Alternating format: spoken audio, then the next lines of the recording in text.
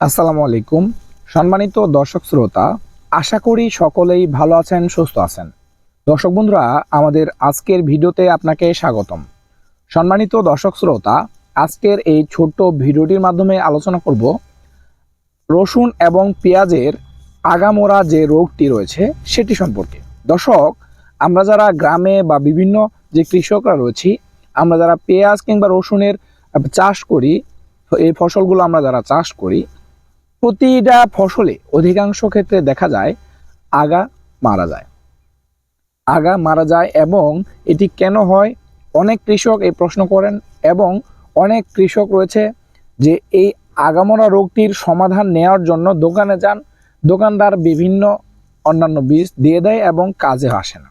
দর্শক, সেই বিষয়গুলো আজকের এই ভিডিওতে আলোচনা করার চেষ্টা করব এবং এই আগামরা রোগের সমাধান কিভাবে পাবেন সেটি দেওয়ার চেষ্টা করব।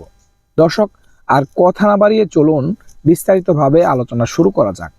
আলোচনা শুরু করার আগে আপনারা যারা কৃষিকে ভালোবাসেন, কৃষি কাজের সাথে সম্পৃক্ত আছেন, তাদের কাছে একটা রিকোয়েস্ট থাকবে, আমাদের চ্যানেলটি সাবস্ক্রাইব করে আমাদের পাশে থাকবেন।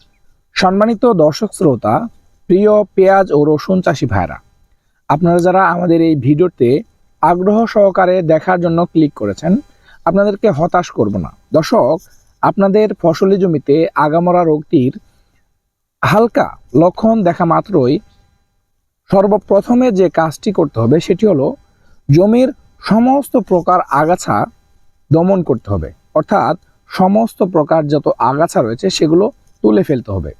এরপরে যে কাজটি করতে হবে সেটি হলো রসুন বা পেঁয়াজের জমিতে সুষম মাত্রায় সার ব্যবহার করতে হবে।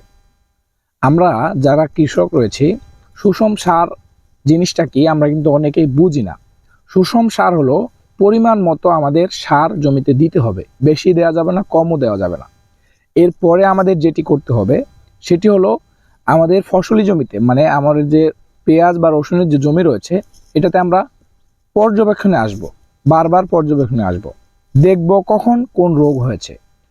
বেশি আগামরা রোগটি যদি আমাদের রসুন বা পেঁয়াজের জমিতে অতিরিক্ত মাত্রায় আক্রমণ করে থাকে, সেক্ষেত্রে মেটালক্সিল এবং ম্যানকোজেব এ জাতীয় গ্রুপের যে আমাদের ছত্রাকনাশকগুলো রয়েছে, রিডোমিল গোল্ড, ম্যানকোজেব বা এই ধরনের যে ছত্রাকনাশকগুলো রয়েছে, সেগুলো প্রতি লিটার পানিতে 2 মিলি হারে মিশিয়ে পুরো রসুন এবং পেঁয়াজের গাছের গোড়া থেকে আগা পর্যন্ত ভালোভাবে ভিজিয়ে দেব।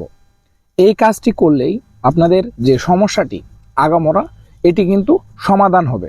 দর্শক বন্ধুরা, এই ছোট্ট কাজটি করলেই আপনাদের পেঁয়াজ ও রসুনের যে আগামরা সেটি কিন্তু দূর হবে। আমাদের আজকের আলোচনাটি এ পর্যন্তই। আর কৃষি রিলেটিভ কোনো প্রশ্ন থাকলে অবশ্যই কমেন্ট করে প্রশ্ন করবেন, বা আমাদেরকে কোনো প্রশ্ন যদি সরাসরি করতে ইচ্ছা থাকে, আমাদের চ্যানেলে আমাদের নাম্বার দেওয়া আছে, আপনারা কল করতে পারেন। এতক্ষণ সাথে থাকার জন্য অসংখ্য ধন্যবাদ। ভালো থাকবেন, সুস্থ থাকবেন, আমাদের সাথে থাকবেন। আল্লাহ হাফেজ। আসসালামু আলাইকুম।